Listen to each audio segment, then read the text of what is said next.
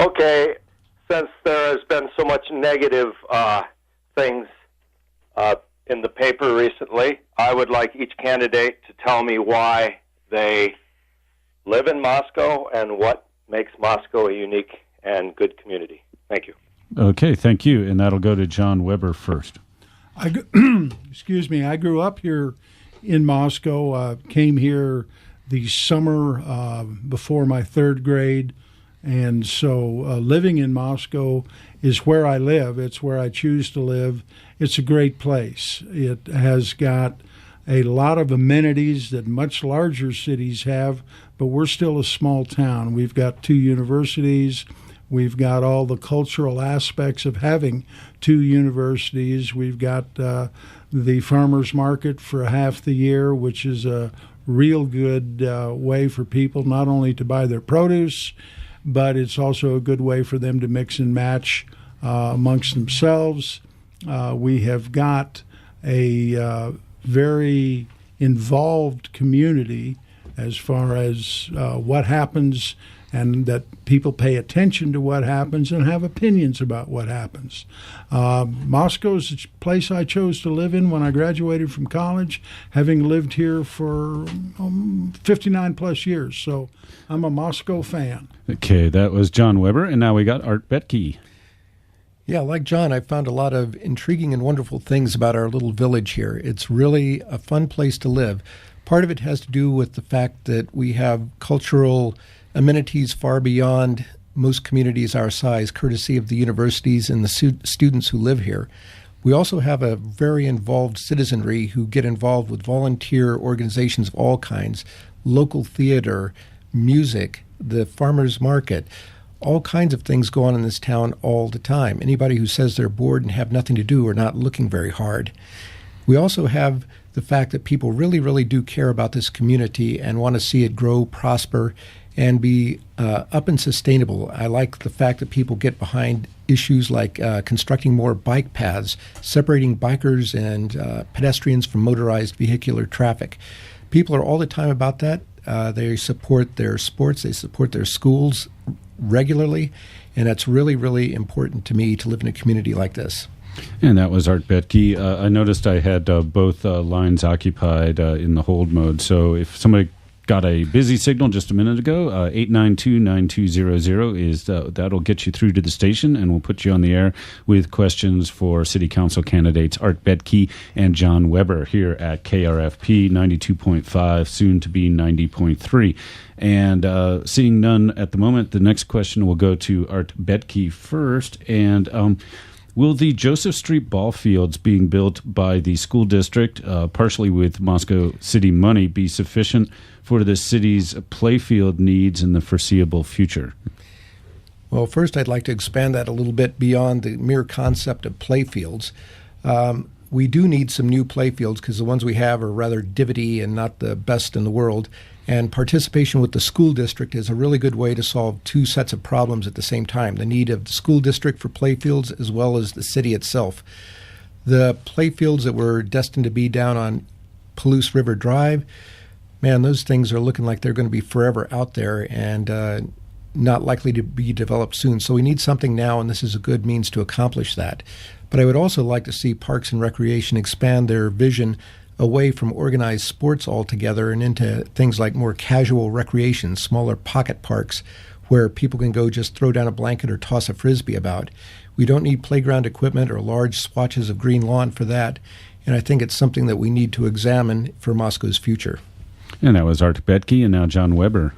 I think that putting in with the help of the Moscow School District and the City of Moscow, I think that is going to solve some of the immediate problems as far as having playfields and ball diamonds. I agree with Art that getting the process going on the piece of property that the city has on the south side does look quite far away, and I'm not sure that even if the money were available, I'm not sure what would happen there. The only problem that I would have with the idea of the pocket parks is the increased cost on the city, especially the Parks and Recreation Department, to maintain them, keep them mowed, keep them trimmed, keep them green, and that goes back a little bit to the water issue. So, but all in all, I think that what the city and what the school district are planning and doing are going to be a great help. And that was John Weber. Phone number 892-9200, 892-9200. We've got two candidates for Moscow City Council. It's a 6-seat city council. The winners will join Tom Lamar, Wayne Krause, and Dan Karskellen on the city council. And you can vote for up for 3. Rebecca Rod and Walter Steed are also running. Okay. The next question will go to John Weber first. Now, the city of Moscow often increases property taxes by a maximum of 3% allowed by state law. Do you think that's necessary most years? I think it is necessary in a lot of years simply because the cost of running the city goes up every year. The cost of gas, the cost of insurance, any number of other things that the city has to spend money on goes up.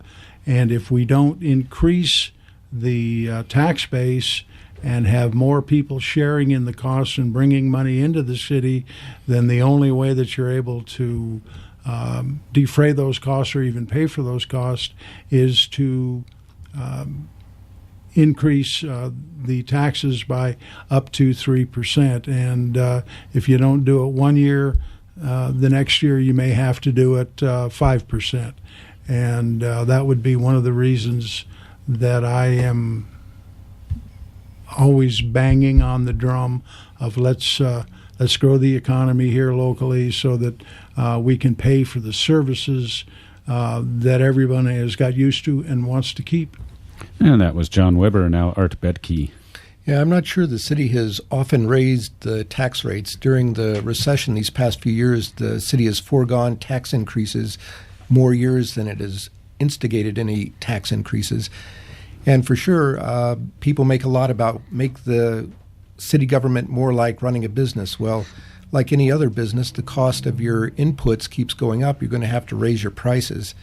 And to the city, that means you have to raise your taxes in order to keep the streets repaired, potholes filled, provide the services that people want. And if we don't raise the taxes, we're left with the alternative, which is to increase user fees to people like the participants in farmers market. The city subsidizes that somewhat substantially, and the vendors are not going to be happy if they have to foot the whole cost for it. And taxes are a way for the city to participate in that very worthy occupation. Okay, that was Art Bettge. You're tuned to KRFP Moscow, City Council Candidates Forum, 892-9200.